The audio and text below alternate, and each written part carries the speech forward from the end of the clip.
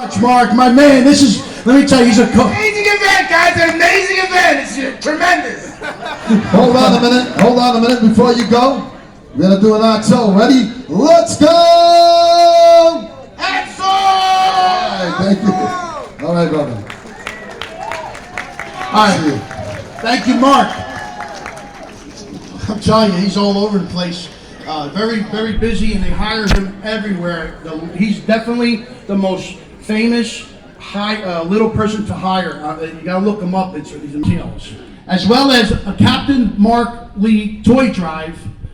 Captain Mark Lee always stated that no child should be without a toy on Christmas, and that's exactly what the Toy Drive does. Last year, the Toy Drive gave over 10,000 toys to children all over New Jersey. Not so. And this year, they're expected to break that record. Representing Captain Mark Lee Sr. is his wife, Cheryl Kelly Lee, and her son, Captain Mark Lee Jr. of the Jersey City Fire Department, and the rest of their family. Please give Cheryl and her son and their family a round of applause for everything they do for emergency workers and children. We love you. She's our #1 sponsor. One of our #1 sponsors. Also, I would like at this time, ladies and gentlemen, to introduce you another one of us, Gagoots, a.k.a. Bubble. World's water crisis. The inspiration came from discussions that lose their life due to the diseased water and lack of clean water. Their energy savings and stands unique to the world. Our next performer, come on. Before we get started, our next performer was added to this show because Uncle Floyd's situation, he had a serious issue with his health, and we all want to pray for Uncle. Remember him? But most of you know him as the opening act for Rodney Dangerfield for 8 straight years. I don't have nothing else to say other than, ladies and gentlemen, welcome the legendary, hilarious Bob Nelson!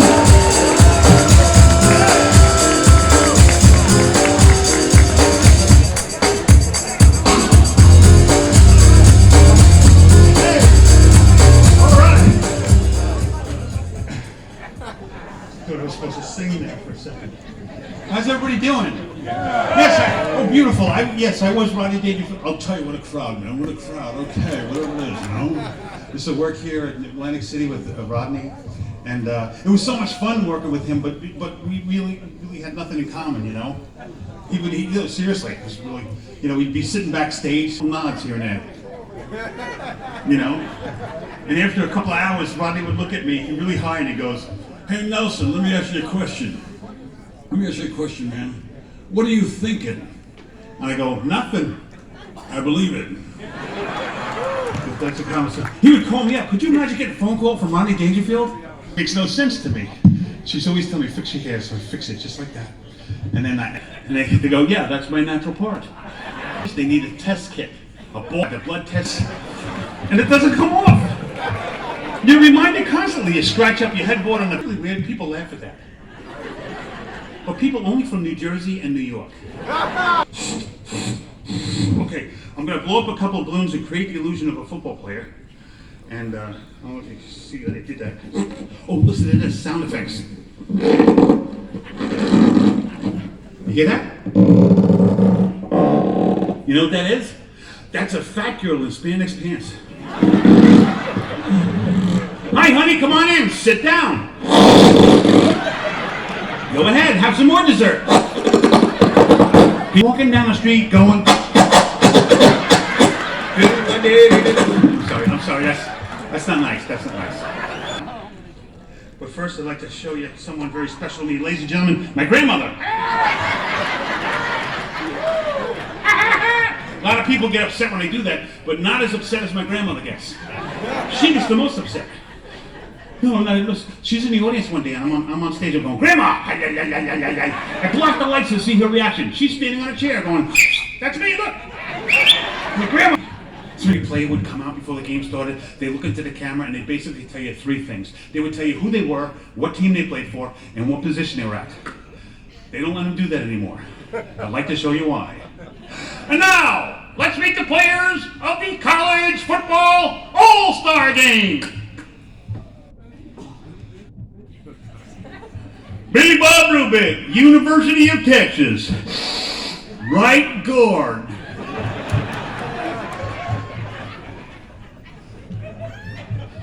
Tom.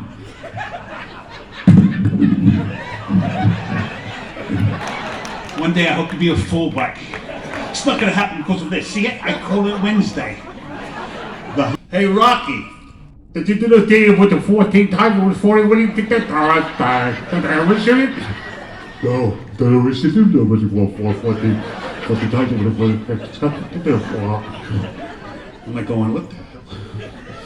Anyway, I was so inspired by them doing that, talking to each other. I thought, that's funny. So I created my own boxer. I created a guy by the name of Jiffy Jeff Jaworski. Now my character, who I'm about to, this is old school comedy. This is my character. He's a boxer who's been hit a lot of times. And so when he talks to you, he can't stay focused. He can't stay focused on anything he says.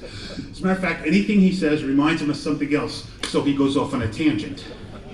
It's like a can't stay on track, you know? He's a runaway train of thought. That's who Jiffy Jeff is.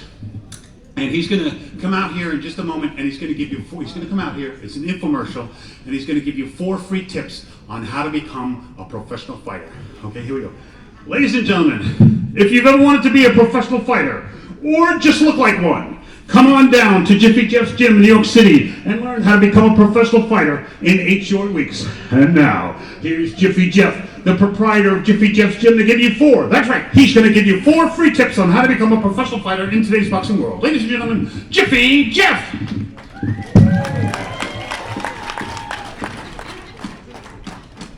Hey, how you doing? Welcome to... What's I gonna say? Oh yeah. Welcome to Jiff. Hello there. Welcome to Jiff. Hello. Oh, he hung up. Call him back. Anyway, hello. I'm gonna give you 4 free tips. I'm Jiffy Jeff, and I'm gonna give you 4 free tips on how to become a professional fighter. Now, in order to do this, in order of fries, a Big Mac, and a Coke. Oh, sorry, I got sidetracked. Anyway, in order to do this, Sammy said do this. What do we do this for? Oh, watch that. Hey, I'm gonna give you 4 free tips on how to be 4. That's what 4, 5, 6, 7, 8. Stop the fight. He bit his ear off. Hey, remember that? Mike Tyson bit the ear off of Evander Holyfeld. Remember that? He bit his ear off. I know Mike. I said to him, Mike, what the heck were you thinking when you bit his ear off? You know what Mike said to me? Tastes like chicken. I had to laugh, because if anybody's going to taste like chicken, it's going to be Mike Tyson. He can't afford to do it. Anyway. Where was I? Oh yeah, I'm gonna give you 4 free tips. I'm gonna give you 4. Number 1, training. To become a professional fighter, there's a lot of training involved. A lot of working out. Some guys take the train from their home into the city every day. That's a different type of training. That's a choo-choo. That's a choo-choo. Charlie was an engineer. Chew your food, you're gonna choke. Anyways, Chewy, get in the spaceship. Anyway, double trading. Now, if you do take the trade, if you do happen to take the trade, get a monthly ticket. I have a monthly ticket. I don't take the trade, but it's such a bargain. I bought one anyway. Okay, that's number 1, trading. Number 2, Number 2 is the name Nick. To become a professional fighter, the name Nick is very important. If you don't have the name nickname. Not in time, I could have had a dishwasher. You need a good nickname. Let's talk about nicknames for a moment. Cooney, Jerry Cooney. They call him Gentleman. Start your engines. Hagler. Marvelous Marvin Hagler. You remember him? They call him Marvelous. You know why they call him Marvelous? Because he looks good. And then, of course, there was Boom Boom Mancini. Remember that guy? They call him Boom Boom Mancini because Henry Mancini was already taken. That's a joke, that's a joke. They call him Boom Boom Mancini because that's what it sounds like when he hits you. It sounds just like that. Boom, boom, Mancini. That's what I call him. Now, I happen to have, IJKLMNO, Susanna, hold on.